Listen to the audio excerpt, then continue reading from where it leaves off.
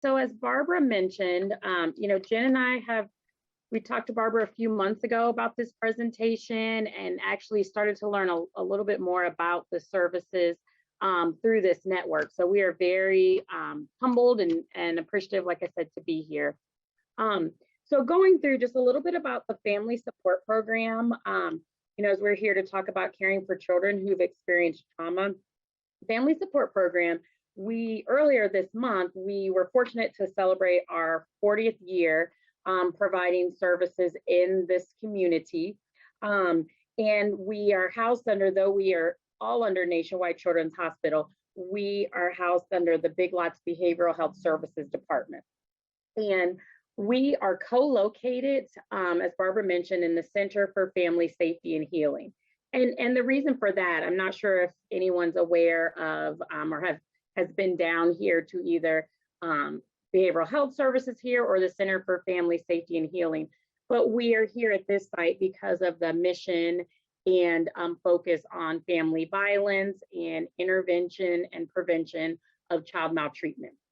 And so that scope, it used to be called the One Stops, but here we have currently, there are adult services that have support in the building. We have some units of Franklin County Children's Services, so some child welfare, Columbus Police Department in the building, a couple of the units, they're special victims units, as well as Help Me Grow and Nurse Family Partnership.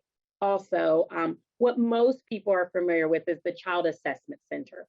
And we are connected in that part because if a child discloses sexual abuse or severe physical abuse, they may be offered or referred to the Child Assessment Center, which comes with a forensic interview, a medical exam, and a mental health follow-up in that moment. So while we do not do those pieces, we are partners in this building.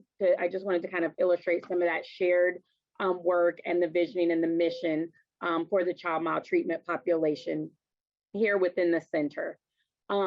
And so for family support program, as mentioned, we provide trauma treatment to children and their non-offending caregivers. That can be guardians, that can be foster parents, that can be grandparents, that can be bio parents. We are able to include whoever are the non-offending caregivers that really are able to make healthcare decisions for the child. We provide trauma treatment through a few different ways. So outpatient, that's your typical in the office, about 50 to 60 minutes. All of our clinicians here have an office that they can provide the treatment in. And it's once a week. We do treatment once a week, roughly at a minimum about 3 to 4 months, depending on the family need, depending on the presenting problems and the clinical recommendations. Along with that, we have what we call our victim trauma treatment group. And so those groups are, again, for children and their non-offending caregivers. These groups are offered 4 times a year at 10 weeks or 8 weeks, depending on, again, the current symptoms. We have a group for kiddos that have experienced sexual abuse, as well as a group for children who have experienced violence or who have witnessed domestic violence and family violence. The groups are unique because they are with their same developmental group peers, and then we offer a separate caregiver group in another room, and it really is that mutual aid, that support, that decreasing isolation, increasing normalization, and really those just beginning to scratch the surface of some psychoeducation, and looking at coping skills and a little bit of some exposure. So we have that we are, is one of our opportunities for service. And then we have community-based. So our community-based services, we are out going to the school, to the home. Sometimes we accompany a child and family to court, still under that purview of working with the non-offending caregiver to provide these services, because it is going to be really important to have a treatment team that believes and supports the child's disclosure and the treatment process.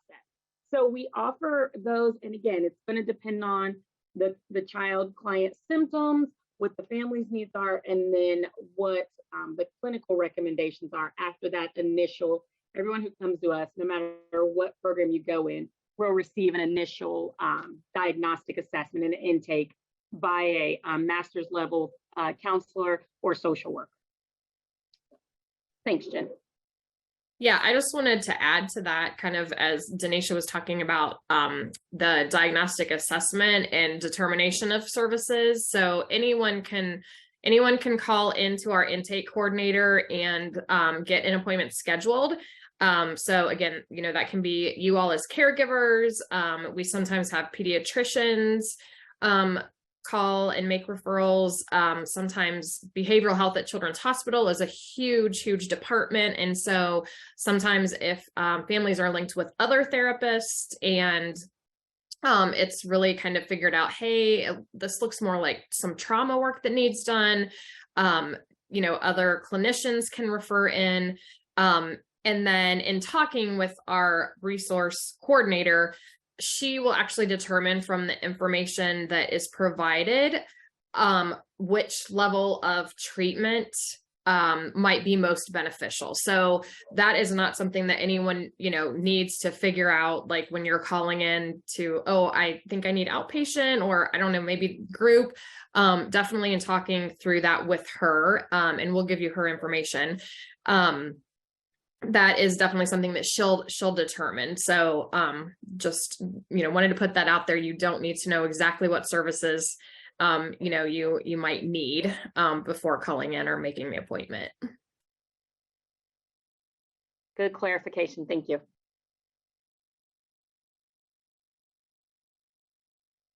So we wanted to talk a little bit about what trauma is, go over kind of what some trauma symptoms and behaviors look like in different aged kids and youth, and then talk a little bit about self-care for yourselves as far as, providing caregiving and support to these children. So those are kind of the categories that we're going to be looking at today.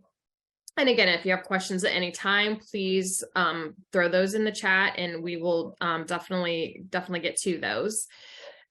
So first, talking about, what is a trauma, right? It can be very, very different for different people.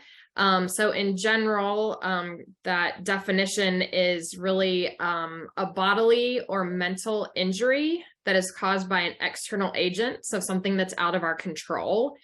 The stress of an event does not make it traumatic. It's really the meaning and the perception that the individual person ascribes to it that makes it traumatic.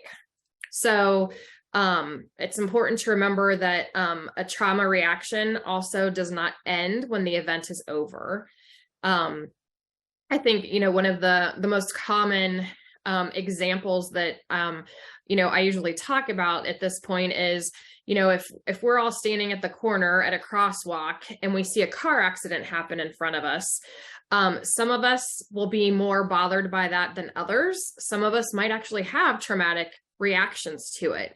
So it's not the actual car accident that is the trauma, but it's really our own individual personal experience that makes something traumatic or not.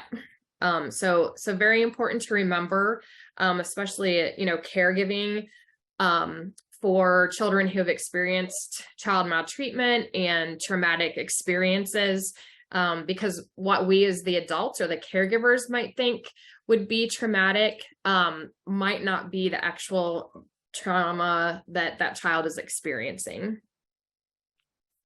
So why does this happen? Why, if we're all standing there on that corner and we see the car accident, why do some of us maybe have some traumatic reactions and others don't? So really kind of looking at three different categories of kind of those pre-trauma qualities, the actual qualities of what happened during the traumatic event, and then what happens afterwards.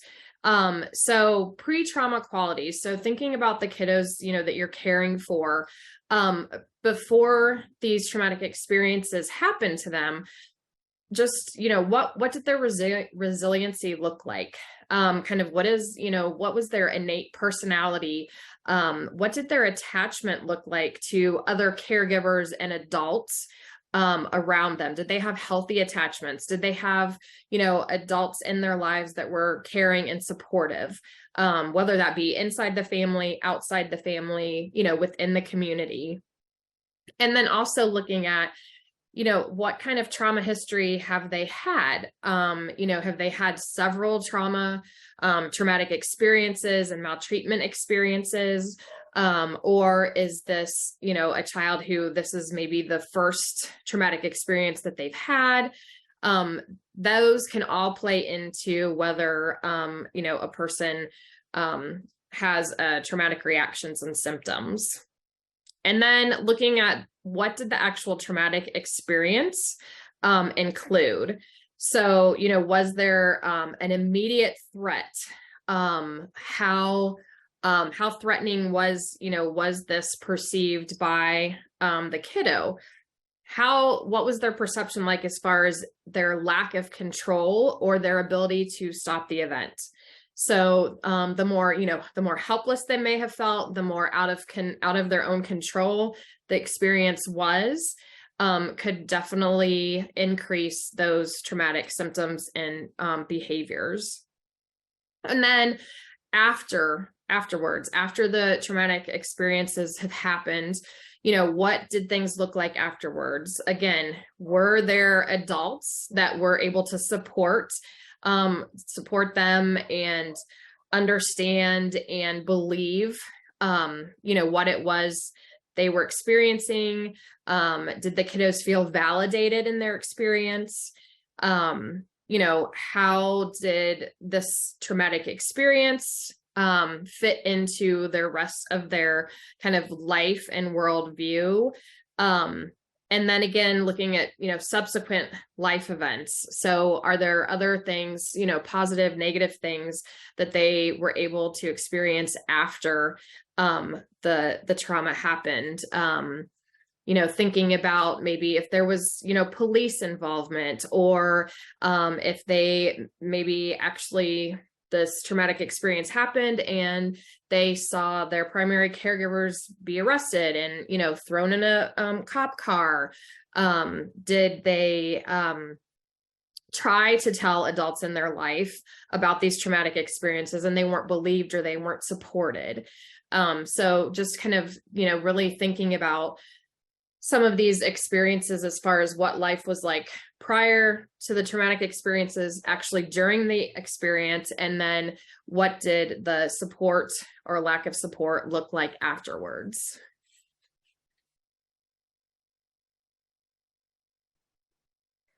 So as we look, as Jen mentioned, it really is about how each child experiences this. And we want to break it up a little bit into developmental age ranges. And as talked about earlier, we do see kids ages 3 to 18. And the type of treatment we provide, it is trauma-focused cognitive behavioral therapy. It's one of our biggest treatment models that we use. And it really is that talk therapy piece. And with group as well as in the community, there are still common symptoms of young children that we are able to connect with in all the different models that we use for services. So for one, we might see, and again, in this age range, a lot is still developing for these kiddos, but we will notice and you will notice maybe some heightened arousal and confusion.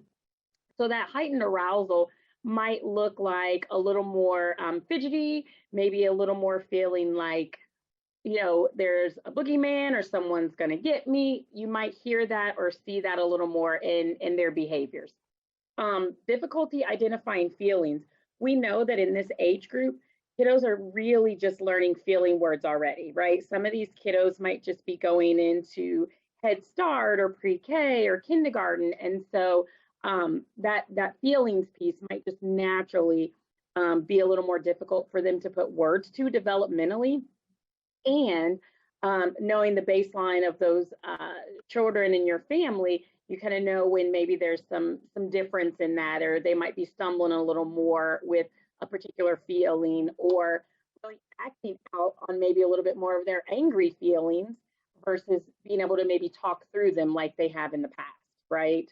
Um, we've seen sometimes with this, or we've heard from caregivers, kiddos clingy a lot more. So don't want to separate. And again, developmentally, some of the kiddos in this range are just starting school, and some of that is natural, right? That they would, hey, when are you coming back to get me? And where are you going? Or maybe some of that clinging on the leg a little bit. This is a little more intense. Like if we take that up a couple of notches, where again, at nighttime, it might be, I want to sleep in your bed when maybe they've been able to sleep in their own bed for a while now. Not wanting you to even leave their sight to go to work or leave the room, those kinds of things are what you might see and what, we see in, as some of those behavioral kind of manifestations. Somatic symptoms. So I don't want to go to school. I have a headache. I don't want to leave you. My stomach hurts. I mean, we'll see that a lot with kids in this age range. Again, makes sense. Our kiddos in this range don't always have the words to go with things that they're experiencing. So we might see it come out more physically, right? Where, again, lots of headaches, stomach aches, or they're reporting to their teachers. Maybe, they're going to the nurse a lot at school or at pre-K, that kind of thing, or Head Start. Again, for the younger ones, that fussiness, that uncharacteristic crying and neediness, again, might even be some potty training regression that we might see. Hey, they used to be able to do this on their own, and now they can't seem to do this without me or without some support, or they're more of a short fuse and maybe can't manage. Maybe, they're learning how to, get their pants on or get their socks on, and they're more fussy about this, or getting a little more escalated in a typical activity that you had done previously. Again, not always, but these are some signs. This is not, none of the symptoms that we'll go over is an exhaustive list, right? And you might be on the lookout for some of these pieces. A significant change in presentation. Just looking at a kiddo and maybe they don't look as happy as they used to, or they're a little more inward. Maybe this is a kid that was just, as Jen talked about earlier, maybe their personality type, they're just a bubbly kind of a little one, and then you're starting to see a little bit more increased isolation, or maybe again more clinginess. So not an exhaustive list, but these are just a couple pieces that we notice and want to give you some of that info on some of those symptoms kids in this 1 to 6 year old range. And so you want me to take, I can take school age too, Jen. The symptoms of school age children. So again, that range, it's kind of a little bit wonky anyways, I think, because you're going through a little pre-puberty on the tail end of this, right? So we've got 6 to 11 years. So what we see, again, not exhaustive, but we see maybe a little bit more sense of responsibility and guilt, like this was my fault, whether it's about the actual maltreatment they've experienced, the abuse they've experienced, and or that guilt or responsibility feelings related to disclosing, right? Jen mentioned before, a kiddo maybe telling multiple adults, multiple helpers, and may not have been believed or supported. And then seeing the police come by, right? So, or a primary caregiver being arrested. So that sense of responsibility that, okay, I thought I did the right thing by telling, and now I just feel horrible. It's my fault. I shouldn't have said anything. So we will see that a lot of times too. Feeling disturbed by reminders of the trauma. So maybe it's loud sounds, right? And again, what you see in the 1 to 6 year old, the previous slide with young children, you might see some of these in the school age children and vice versa. So we try to break it up into what we see as those developmental age ranges, but those can cross over, right? We've had some 5-year-olds that feel totally responsible and have verbalized that to us about their child maltreatment disclosures. And you'll see on here some of that somatic symptoms too, right? So I just want to say that these can also cross over. It's not exclusive to just 6 to 11 year olds. But those triggers, maybe it's a song. So out of nowhere, you might not even realize, this certain type of food or a certain smell or a certain side of town or a room could trigger reminders of the trauma to this child, and they might not yet be ready to fully describe that to you. They might have that physical trigger in their body as well. We've had some kiddos where part of the treatment, we talk about identifying what those triggers are to help them be able to kind of cope ahead, where we know those triggers will come, but how will we manage some of that? And also to educate the non-offending caregiver around, here's some additional ways you can be supportive. One of those might be, yeah, maybe we're not turning on the channel, the 6 o'clock news every night, because some of that could be a reminder and a trigger for that child. School avoidance, don't want to go to school. And that could be for a whole host of reasons, but we know that our kiddos, again, maybe some of that inward peace and just not wanting to do the things they used to do. Again, that's on here as well, loss of interest in activities. Don't want to go to school. I don't do well in school maybe as much now. Maybe I'm getting some bad, quote unquote, bad grades because I can't stay focused. I could be triggered at school. So those reminders are kind of popping in my head as I'm trying to focus on the test or focus on the lesson that the teacher is providing. Maybe I don't want to go to baseball anymore or soccer anymore. I don't want to do swim lessons anymore. So you might see some of that with the school-age children. And again, the somatic, headaches, stomach aches, right? I don't know what's going on. I just don't feel well. Like I just feel blah. And the spacey or being easily distracted, and again, this is not the distractibility that could come with ADHD. We know that sometimes that can kind of exacerbate some of those, but this is separate from, this is really totally contributing to the child maltreatment this child has experienced, where when we talk about that spacey or easily distracted for a kiddo that typically maybe doesn't experience that type of unfocus a little bit. So anything you want to add to that, Jen? Did I miss anything?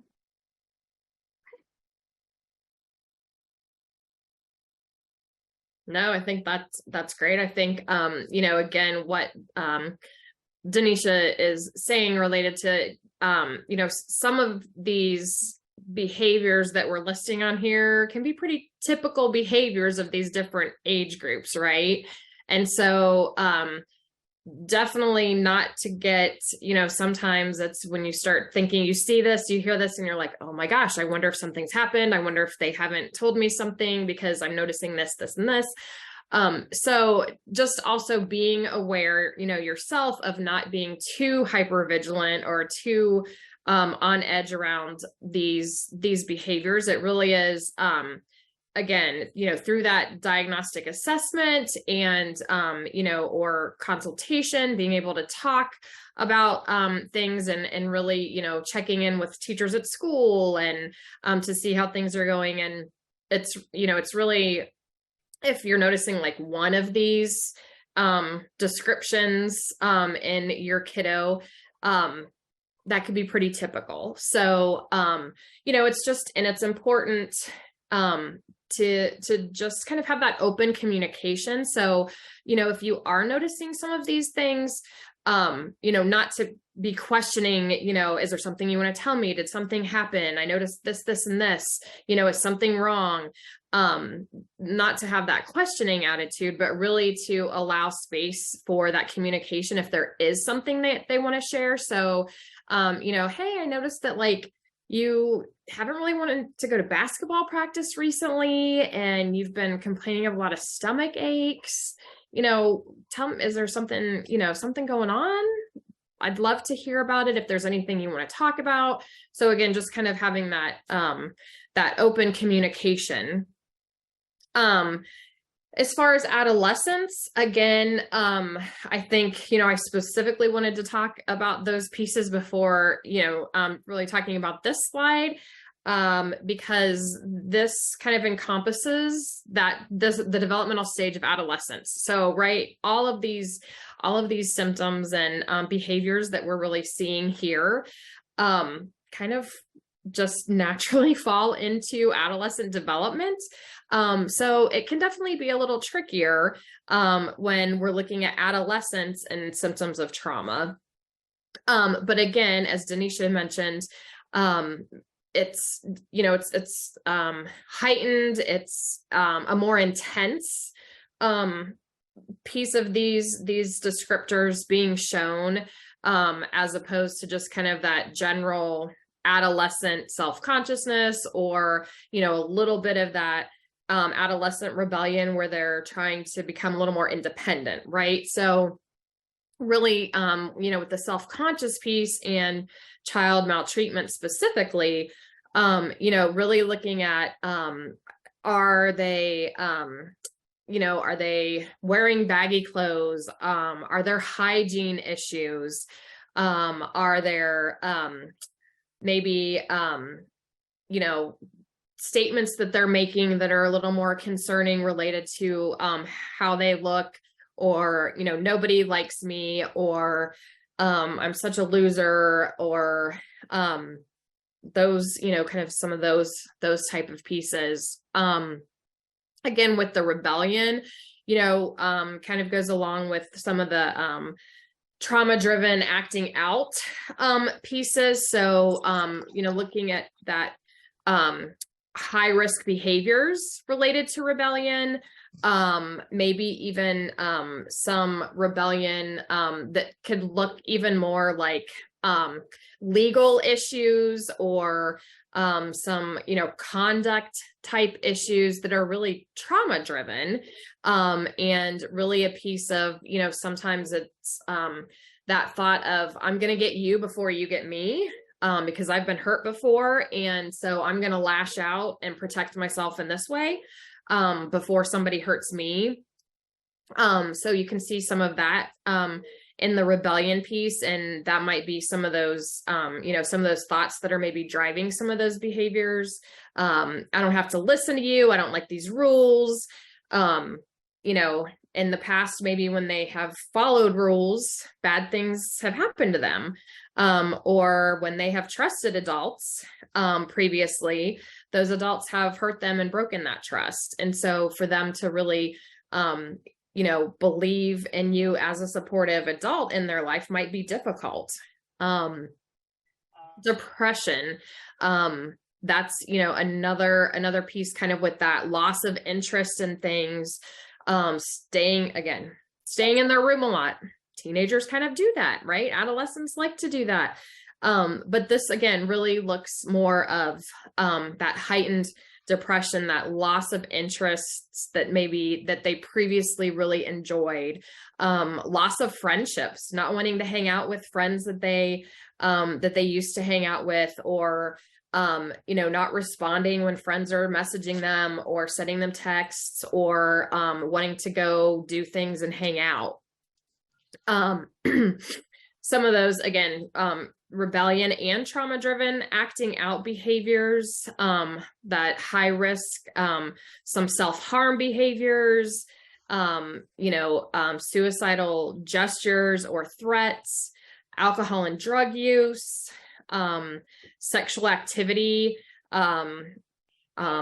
unprotected and risky sexual activity where maybe they're not building relationships and intimacy, but having many sexual partners. Trades, as well as an ACE mentoring program, and appreciate the work you guys continue to do, Julie, and both to the current DIOP team.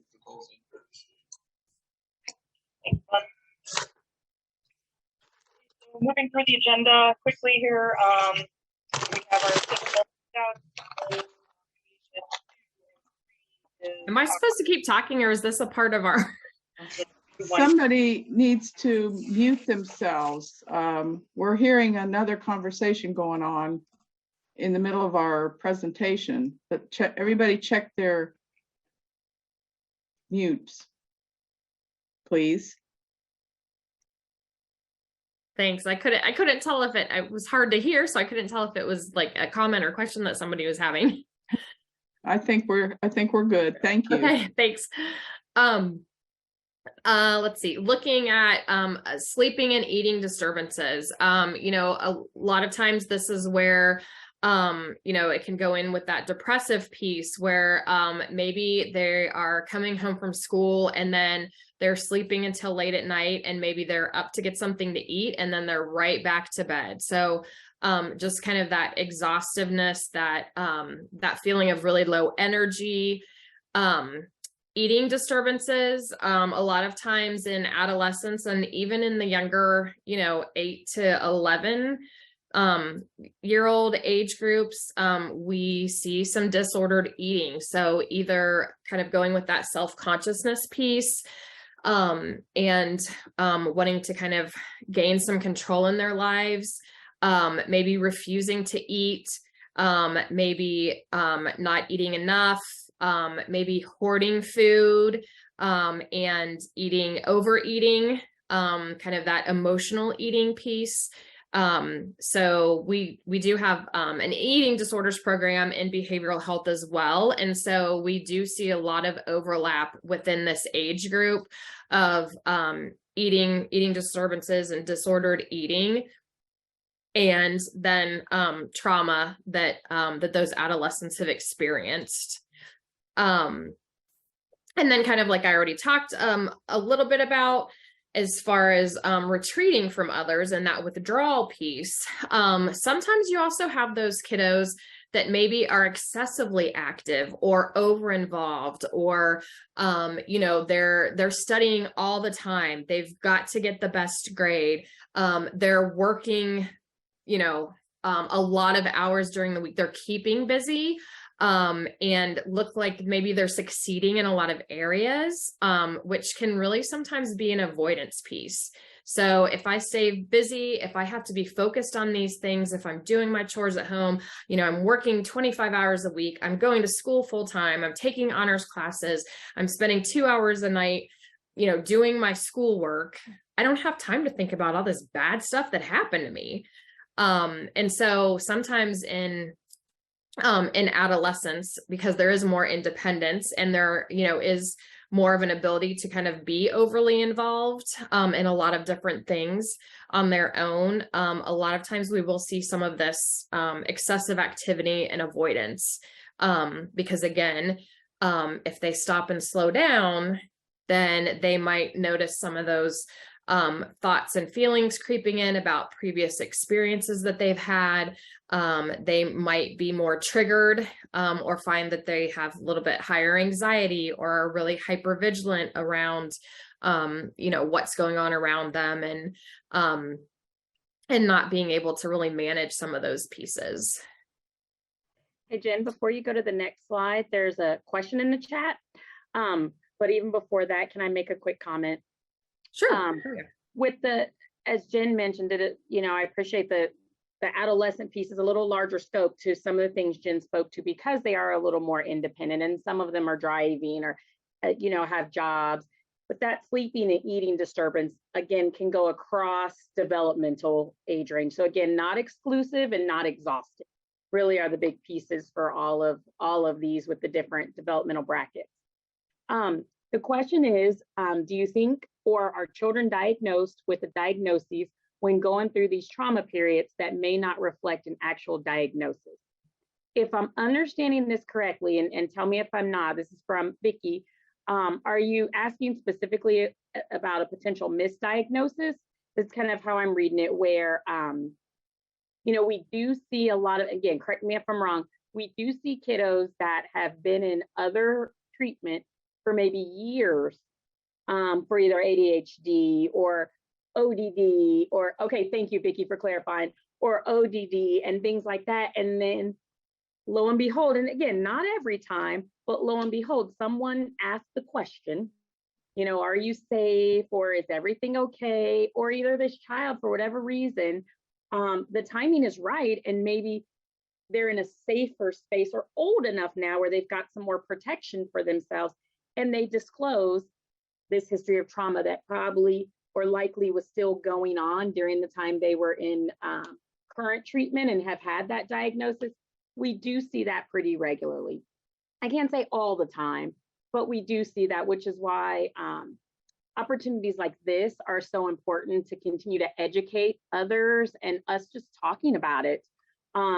Providers taking children and families seriously when they are giving this information about their experiences. And I do think, and certainly Jen, jump in if you have additional feedback. I do think, when Jen and I first started in family support program, by and large, folks weren't asking about child maltreatment as a universal precaution, and really over the last few years, 10 years or less, where it's like, talk to me about you, right? And what has happened to you, really opening that up in a more trauma-informed way than maybe historically. But again, I think asking the question. So that was my long answer, but for your question, yes, we have seen that often. Jen, do you want to add to that at all? Yeah, I think just there's a training that I have done, and it talks about trauma being the great imitator. So it'd be easy, right? With a lot of these symptoms, really could look like other diagnoses or other other mental health issues. And so, a lot of times I think, it can be less traumatic even for the family if this kiddo is diagnosed with ADHD, as opposed to, okay, they've really disclosed like this scary and not okay stuff that's happened to them. And this is really what we're seeing, right? Because that trauma that child experienced affects the whole system around that child. And it can be really difficult for the adults, right, in that child's life then to have to figure out how to cope themselves, just like, could be a part of, where a lot of you are at when you're, maybe hearing new disclosures, or kiddos do feel, like Daneisha was saying, like they're in a safe place. And so they're able to talk more about these experiences that they've had. And so it can be difficult.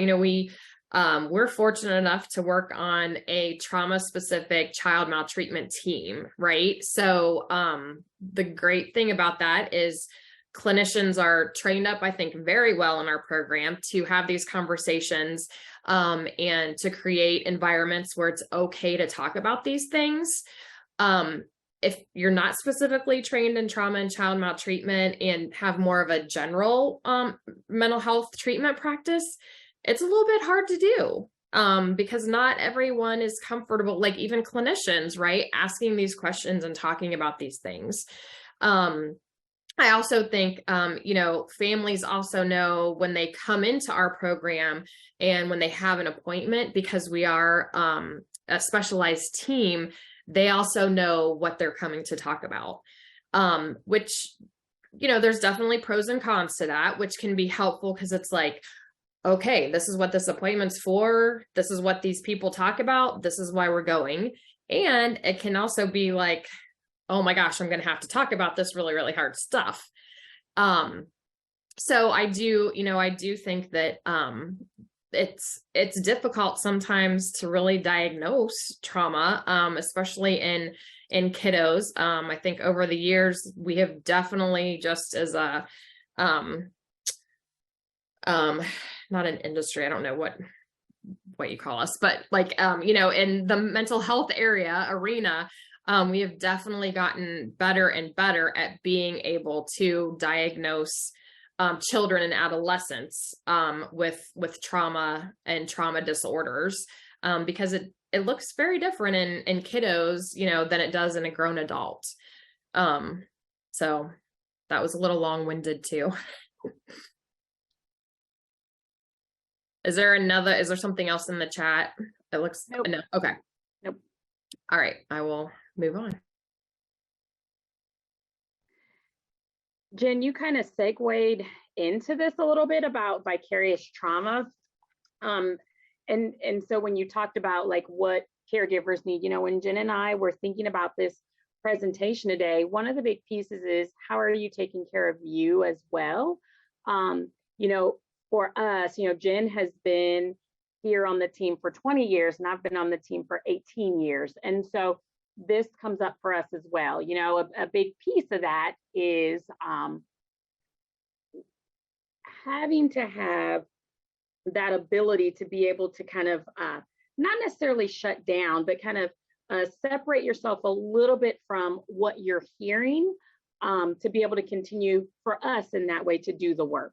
For you all as caregivers, kinship caregivers and loved ones, it really is, how do you maintain your love for that child as well as be, you know, empathetic, be there for them, hear them out, and at the same time, manage all that with your stuff, right? Because we all have stuff. We all come into things as that whole person. So that personal history is like, for me coming to FSP, or for you all having a child in your home or children in your home that have experienced trauma. So what are some of our own vulnerability factors, right? Our own personal history with trauma or indirectly, you know, through that, because we also know that you don't have to have been there to witness what happened to that person who's experienced a trauma to also really feel that. You can have some of those same symptoms even. And so really trying to assess where we're at, right? Then current life circumstances, where are we at right now in this moment? You know, is it that I'm going through stress of a relationship, stress at work, and then now my grandchild is here with me who's coming in on maybe the third placement here, and I'm hearing all these things that I wasn't aware of that was happening. And then maybe this has triggered me and taken me back to something from my own childhood, right? So where are we at in our current life circumstances? And then just cumulative stress and burnout, like the day-to-day pieces of life. That could be financial, medical, how am I managing things just as a whole? So all of those pieces, and vicarious trauma, it's not necessarily a judgment at all. It really is kind of some awareness around when we're experiencing some of that, and maybe having those checks and balances, which, you know, Jen will get into that on the self-care slide, but like, how do we recognize that? And how do we kind of manage that and mitigate that? Because it can get to, you know, when we go from, you know, all the way to burnout, it's like, oh, I probably need a timeout for myself, versus I'm feeling this kind of bubble up. This is what's going on. Let me talk to my own therapist or this group that I have, or church or best friend, those kinds of things to help mitigate some of that. But we know that these all can contribute. And this doesn't take away from the love that you have for the children and that child. It really is just a part of, this is what all can come with that. As you learn more in their counseling session, or as you learn more, maybe if child welfare is involved that you didn't maybe previously know, some of that, hearing that and seeing that also can contribute to some vicarious trauma. Yeah, and I think about, you know, for all of you, this is, you know, when they families come in to see us, right? Usually it is once a week for an hour. You're living with this all the time, right? And it is hard, and it's a lot of work when you know, you have kiddos coming in who have maybe had, you know, half of their life they've been experiencing trauma. And so, you know, it's not a quick fix, it's not a quick change. It's can be frustrating, you know, I think in some, you know, foster parents and kinship placements, you know, families that I've worked with, it's like, I care for them, I support them, like they are safe. Like, why are they still reacting this way? Like, why is this taking so long? Because it's exhausting, and it's a lot of work that you all have to put into it, and a commitment as well. And so, you know, that secondary trauma, vicarious trauma, you know, it's called many different things. But it's real. And, you know, the more self-aware you are of it before it gets kind of like Daneisha was saying, to that burnout place, is going to be so important, because, you'll be able to then put in place some of these self-care strategies before you get to that point, you know, where maybe it's like, I cannot take care of them anymore. I cannot, I can't have them in my house. And that's okay. And sometimes that happens, and that doesn't mean that you love or care for them any less. And again, the more self-aware you are of this, and these pieces and the things that we've talked about so far today, then you'll hopefully be able to put some things in place to better support you and to support them. So, self-care is huge, right? And, you've got to take care of yourself before you can take care of others, right? We've all heard that. We've all heard, put the oxygen mask on yourself before you put it on the child next to you, right? And life gets busy and there's a lot of responsibilities. And when you're looking at, maybe therapy appointments that you didn't have before they were placed with you, medical appointments, school conferences, homework, right, to help them with. I mean, it's not just one thing. It's your life does change and it gets busy. And so sometimes taking care of yourself, right, and finding the time to do that can be difficult. So, kind of like I was talking about, just that self-knowledge, that awareness, and that insight into how you are doing is so important so that you can put some of these strategies into place before you get to that burnout, or before it just gets too overwhelming. You feel like there's no turning back.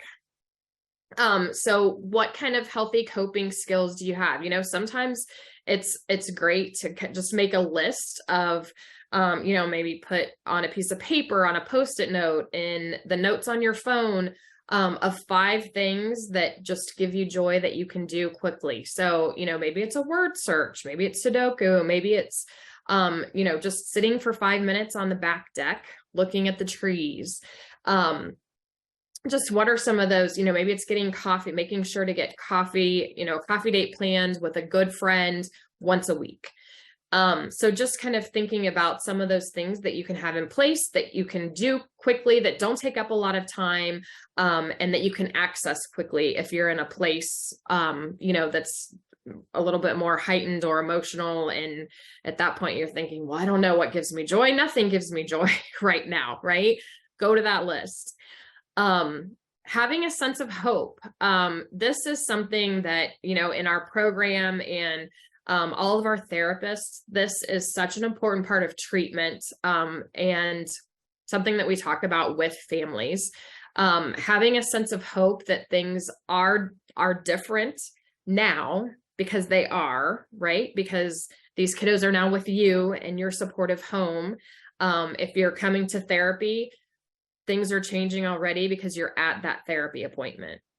So just having that sense of hope that things will change, and that you're doing the right thing, you're getting support. What are things going to look like? How have things changed in a positive way? Maybe since these kiddos were placed with you. Sometimes it's hard to see. And so if you are, talking with friends, family, community, maybe talking with them, or even your therapist, like having other people being able to point out and see some of those positive changes that have happened that maybe are sometimes, hard for you yourself, right? When you're actually in it and living it and dealing with everything every day. Along with that, strong relationships, right? So, I mean, this forum right here and these meetings, this is huge, right? I think this is a great place and to make connections and to get support from others who are experiencing maybe some of the same things that you are, right? And can help develop different strategies or provide feedback or just validate and understand, like, yeah, I know what you mean. I've been there. So again, finding other places of relationship, maybe that's in, maybe you have some good neighbors, maybe it's other family members, a church community, your place where you work. Just thinking about where are those strong supportive relationships and keeping those relationships going. And then just finding that personal meaning and purpose for you as an individual, right? So we know that if if individuals feel like they have a purpose and they have meaning in their life, they're going to be more satisfied individuals. They're going to be happier. They're going to have more strength and more ability to manage stress and to cope. So, that might be something too. It's like, well, why am I doing this? Like, where am I at? What is my purpose, in this, and helping to, figure out what that is for you individually. Because it might look very different for everyone. And then creating a self-care plan that, again, fits your needs. So, again, kind of having that Post-it or, those 5 things that you can, use to cope, that could definitely be a part of your self-care plan.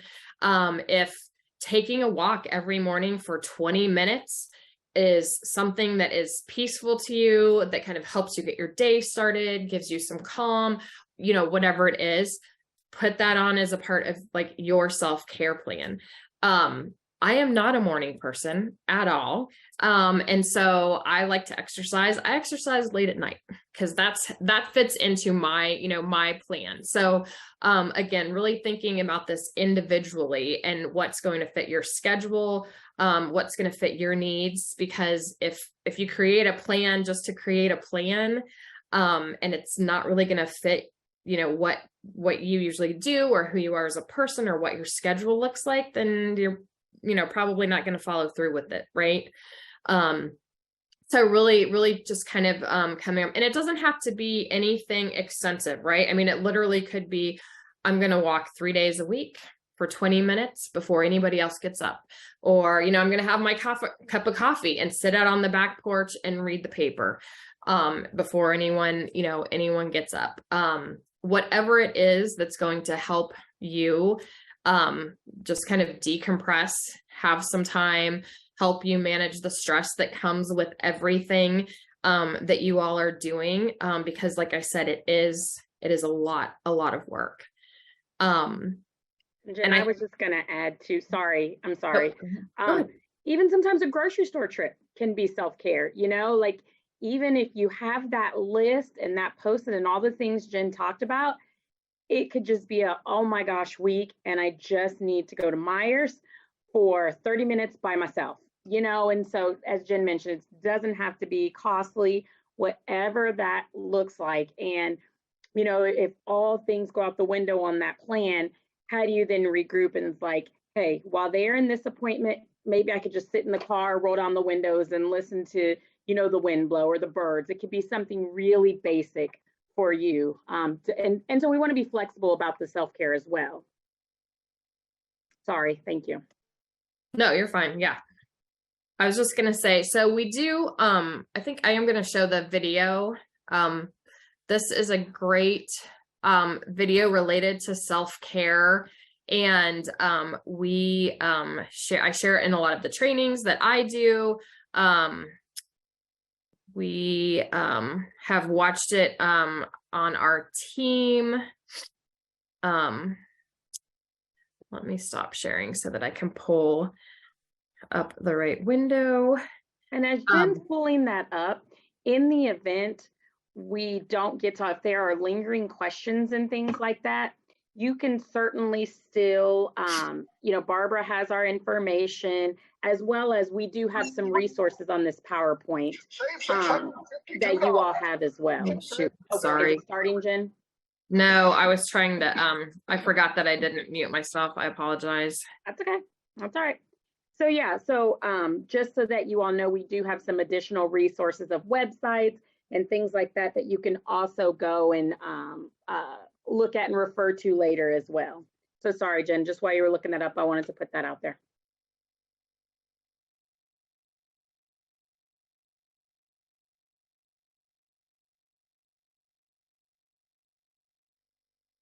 Okay, so this is actually, it's about a 20-minute video. It's a TED Talk. And I just, Daneisha and I both just really love this video, and she just does a great job of kind of speaking even more to self-care and trauma, than what we could ever do ourselves. So we will watch this, and then we'll still have time for a few minutes at the end, I think, for questions and comments if people have those. And let me just make sure I'm sharing my sound. Okay.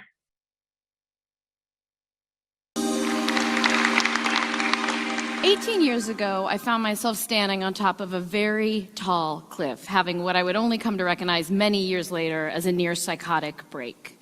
It would be fair for you to ask if I had always been that on edge, and the answer is no. But as many of you, I imagine, can relate to, how I found myself on top of that cliff on that particular day was by way of a very long road.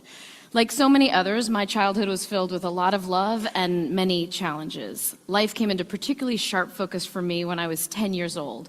My mom, who was the healthiest person any of us knew, went into a doctor's appointment for what everyone thought would be a diagnosis of pneumonia at the worst, and returned home having been told she had a very rare form of lung cancer. They gave her 3 months to live. She lived for 3 years, much of that time with one lung. And so she died when I was 13, and the sun rose and set with my mom, and I entered into my adolescence feeling if continuing to live wasn't going to be impossible, it was going to be highly improbable. So I navigated high school with a lot of overachieving. I spent my days getting straight A's and working 3 jobs, and I spent my nights planning on how I could end my life without causing my older brother, who'd always been my protector and my role model, too much pain. I did make it through high school, and then I landed in college, and I found myself sitting in one of those very large lecture halls, and my professor at the time, Professor Richard Applebaum, was talking to us about suffering on this one particular morning. In particular, he was talking about homelessness.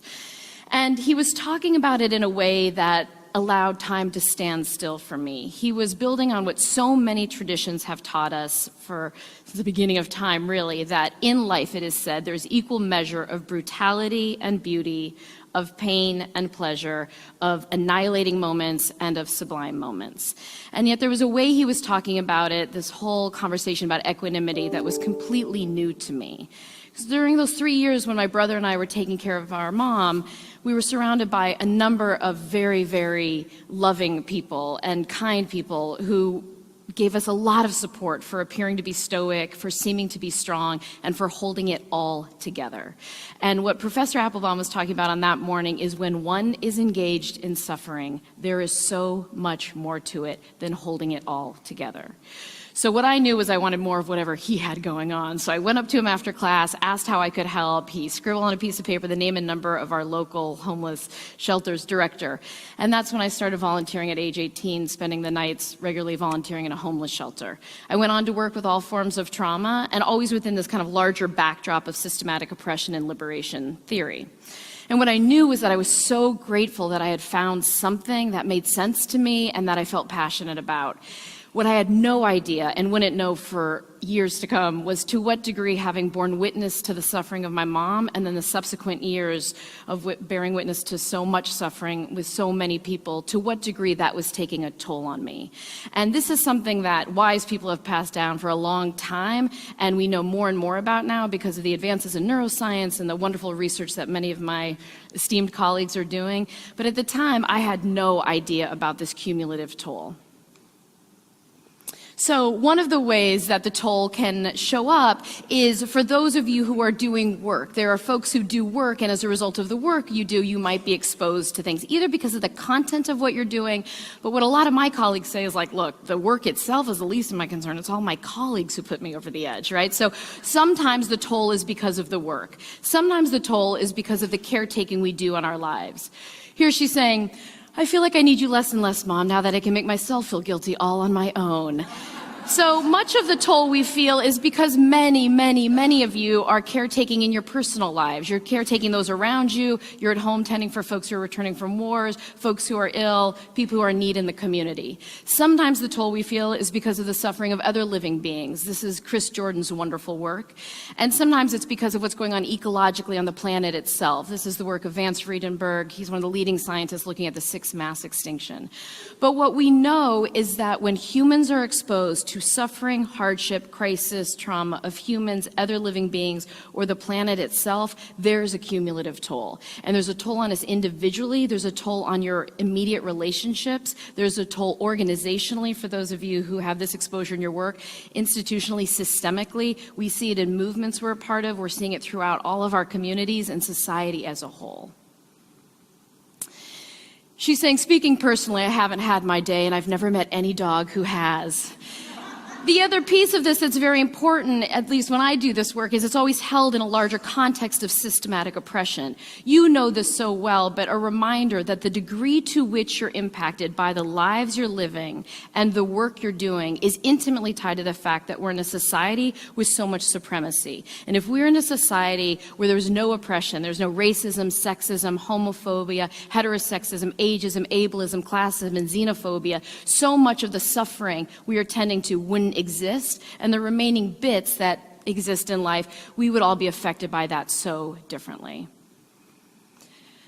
I have no doubt that all of you have so much more insight and personal awareness than I did back in the day, and that for those of you who know what this toll is, and when you feel this toll, either because of what's going on in your personal lives or on the job, that you're able to identify it.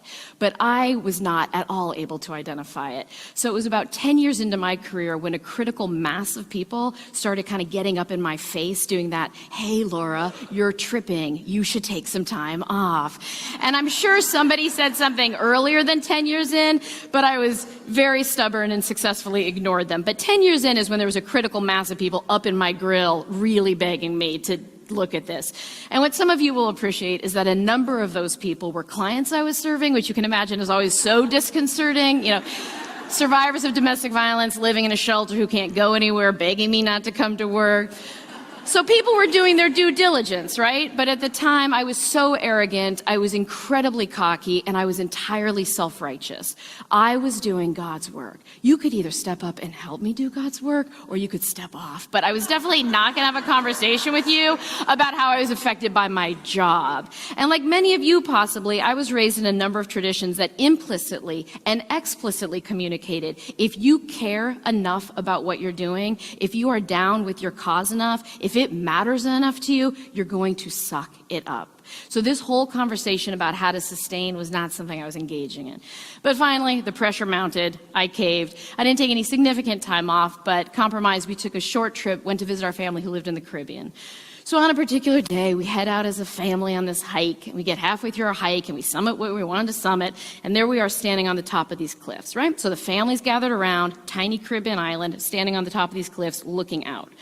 The first thing I remember thinking was, this is so beautiful. The second thing I immediately thought was, I wonder how many people have killed themselves by jumping off of these cliffs, right?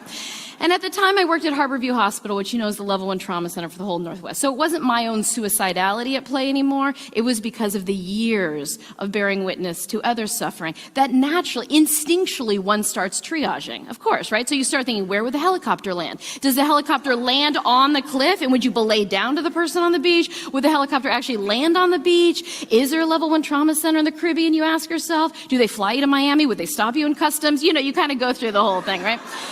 So I said this out loud because I was merely presuming I was just giving voice to inevitably what was going to come up in a family conversation, because who stands on top of a cliff and does not wonder where the nearest level 1 trauma center is? But apparently in my family, nobody was thinking that. So it got even quieter than it had been. Really long, very uncomfortable pause happened. And ultimately it was my stepfather-in-law who said, are you sure all this trauma work hasn't gotten to you? And honestly, this was the first moment I had any insight into, check it out. There are people who can go on a hike and not wonder where the nearest level 1 trauma center is. But I'll tell you, it wasn't me, it wasn't anybody I was hanging out with, right? Because one of the things about this toll is it's slow moving. It is very hard to gauge over time, individually and collectively, if we are being affected by what we're exposed to. And also what happens is we get very isolated. So this was one of those moments that maybe you've had where kind of everything starts flooding in, right? And then I was like, oh, well, if this is the case, maybe it's also the case that there's people who still date date out there in the world, and those people who date aren't doing background checks on everybody they date, right? Maybe there's people who can go to a playground. It's just a lovely place for children. You're not worried about like head injuries or Amber Alerts, right? So, but this is what happens, that over time, what you're exposed to affects your entire worldview.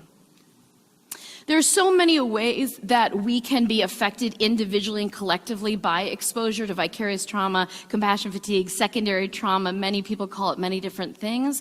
But this exposure affects all of us so differently. What I have found through the privilege of getting to work with everyone from zookeepers to judges, school teachers to nurses, ecologists to activists, is that it is breathtaking, the commonalities of how one is affected, right? So some of the ways we find where you feel like you're not doing enough, right? So here they're saying we just haven't been flapping them hard enough. So this is where you feel like you're not doing enough. You constantly feel like you should be doing more, right? Another one could be morale. So they're saying, I see you've done time, so working in a cubicle shouldn't be a problem. So I work with organizations nationally, internationally, and one of the things we find so much is the morale, the very, very quickly eroding morale.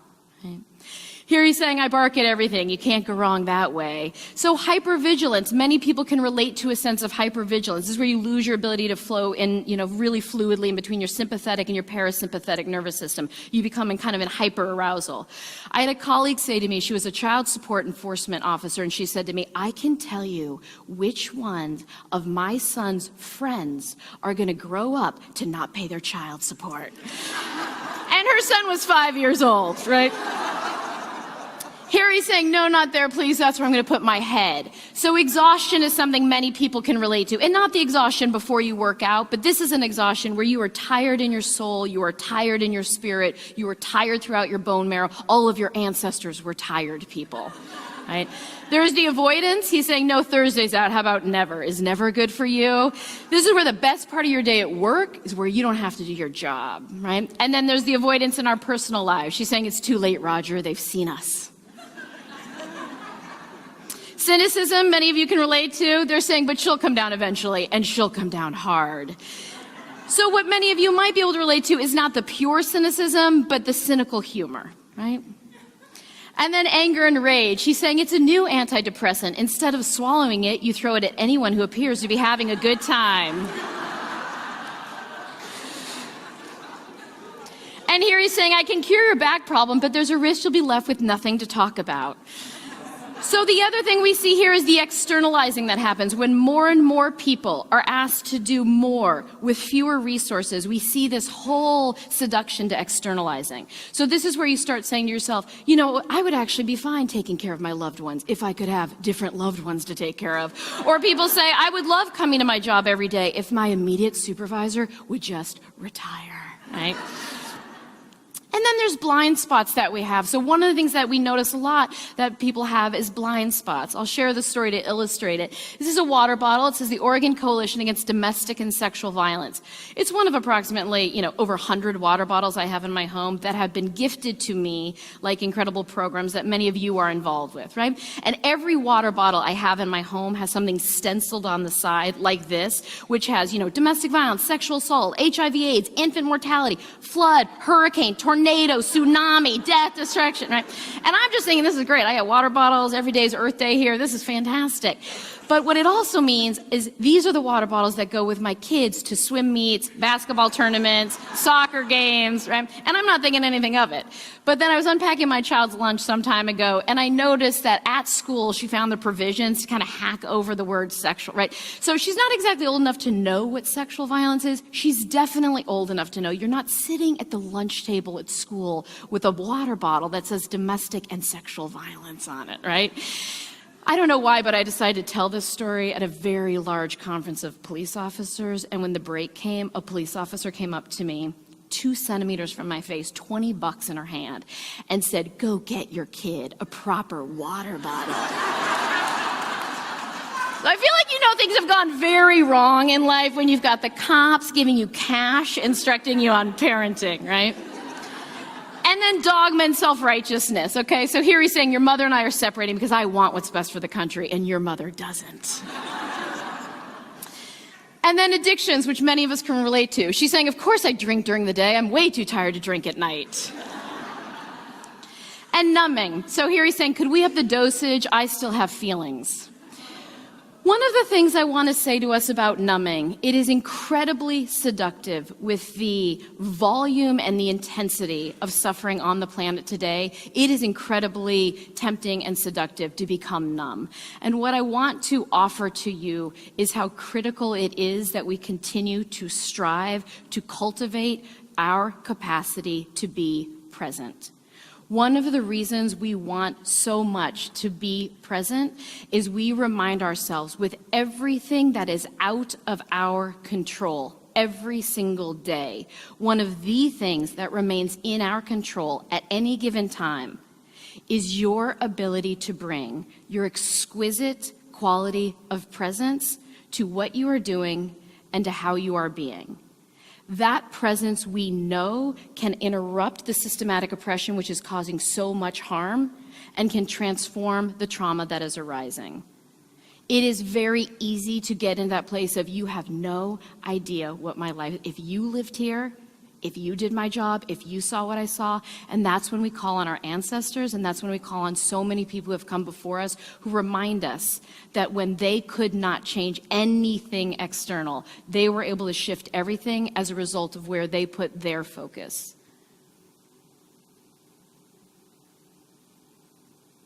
And again, I don't know any of you personally, but the assumption I'm going to make is none of us would go up against any of these folks, right? We're not going to, oh, Desmond, I know things got rough for you in South Africa, what with apartheid and all, but here in Washington State, we got a few things going on, right? Here he's saying, this is the barn where we keep our feelings. If a feeling comes to you, bring it here and lock it up. The other reason I want to bring us back to presence is I want to remind you that while I know we have so many different life circumstances, I believe we have a shared ethic of doing no harm. If you are numb, you will not be able to gauge whether or not you're doing harm. And if we believe in what Chief Sealth talks about with the web of life, or what Martin Luther King talked about with the single garment of destiny, you all know so well that there are so many parts of this web that are profoundly compromised. And many of you are bringing heart and soul to tremendous sacrifice to tend to parts of this web that are compromised. If the way you're doing that out there means in any way you are neglecting your immediate part of the web, cutting off circulation to your immediate part of the web, lighting your immediate part of the web on fire, it is not ethical practice, it's not integrity-based practice, it's not sustainable. The other piece with numbing out, and what we've learned from so many people who've come before us and in so many traditions, is you don't get to selectively numb. So if you're going to numb out your sorrow, you're also going to numb out any possible happiness you can have. If you are going to numb out the heartbreak, you're going to numb out any ability to survive, noticing what is beautiful. And the other thing is your mind and body and spirit will keep trying to bring itself back to a full range of feelings of that whole equanimity and that spaciousness. Which means that's why, you can work on coalition after coalition of peace building, and then you get in the lunch line or on the freeway and you don't let anybody merge in front of you, right? And we defend that. We say how I conduct myself on that freeway or when I'm getting my food at lunch has nothing to do with the other work I'm doing. Howard Thurman reminds us, don't ask yourself what the world needs. Ask yourself what makes you come alive and then go and do that, because what the world needs is people who have come alive. So we remember that with the magnitude of suffering at play on the planet right now, we are in desperate need of folks who have the wherewithal and who have the courage to be present. We know from that place of presence, it is possible to aspire to do no harm. It is possible to transform whatever trauma arises, and it is possible to continue to work to dismantle the systematic oppression which is causing such a legacy of suffering. From that place of presence, we know that it is possible to metabolize whatever arises in life, the waves of life, which will continue to present to us what they present. There is a way to metabolize that and integrate it so that over time you find that it contributes to your awakening. That the longer we get to walk on this planet, we find we have deeper compassion, vaster humility, and we are able to come up and out of the narrow places. And from that place of cultivated presence, we remember that it is possible to create, and to sustain an ability to be truly transformative. Thank you.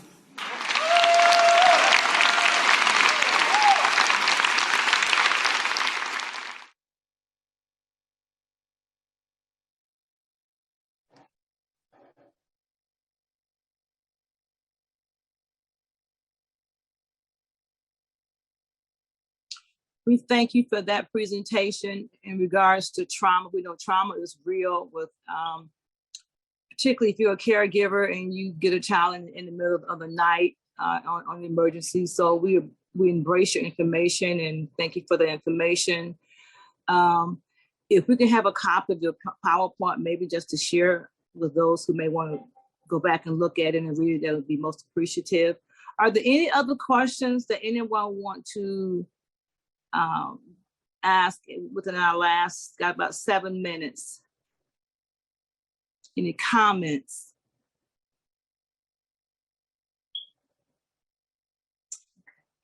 Our next, I'm going to have Barb to, because came in kind of late.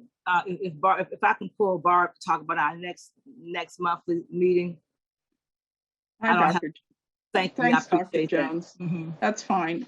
We talked about that, or I went over that at the beginning of the meeting, but I do want to make a comment about the presentation.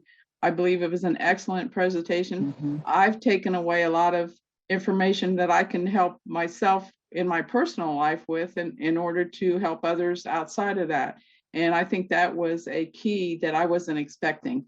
And definitely the video was instrumental in highlighting those kinds of situations that we ourselves as possibly caregivers, helpers, anyone who's just out there helping other people get ourselves sometimes into that we don't even realize. So Right. Thank you for helping us do a little introspection, as well as looking at our families and the children in their care and helping them understand what they may be going through too. So excellent presentation, ladies. I enjoyed it, and I'm hoping everybody else did. Thank you. Thank you so much for having us. We really appreciate it. Certainly appreciate the work you all do in the community and for your families. So thank you very much. We are humbled to be here.